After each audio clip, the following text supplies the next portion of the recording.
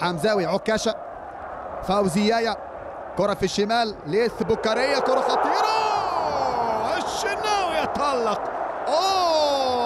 الشناوي يتألق في أول اختبار حقيقي، اختبار برأسية كان مع الدقيقة 30 عن طريق اللاعب رقم 5 زيدان ميبوراكو، بينما هو الاختبار الأحق لفريق الجزائري محمد أوليون ضاي سنغالي، بينما يتألق الدولي المصري الاخطبوط أحمد الشناوي ويحول كرة إلى خارج الملعب، ضربة ركنية، فرصة هدف محقق.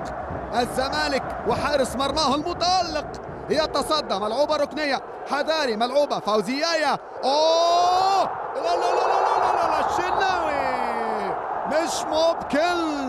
مش ممكن الملعب كاد أن ينفجر بهدف أول مع الدقيقة 39 لولا هذا التصدي الأسطوري للحارس أحمد الشناوي، رافعا شعار لقد حان الموعد لكي أتألق وحان دوري لكي أؤكد أن أنا حارس أسطوري. الله الشناوي، شوف الرياكشن، شوف لعب شبيبة القبة، لعب شباب بولزداد، كرة ملعوبة لكن برافو شناوي على طول بقبضة اليد اليسرى طلعها إلى خارج ملعب، ركلة ركنية. هل يا ترى في حد اشترك مع الشناوي في كرة كانت على خط المرمى حولها إلى ضربة ركنية؟ مباراة في الشوط الأول حتى الآن نظيفة خالية من البطاقات الملونة، البطاقات الصفراء. 45 دقيقة بالتمام والكمال، خلاص شوط أول أوشك على النهاية، ننتظر الوقت المحتسب بدل من ضاع. الكرة الثابتة ليث بوكارية داخل منطقة الجزاء، لكن الشناوي على طول باليد اليسرى أبعدها خارج ملعب ركنية. حائط كان مكون من محمد إبراهيم وأيمن حفني، شناوي من أعلى نقطة وقبل الكل وفوق الجميع يتواجد ويبقى هو السد المنيع حتى الآن.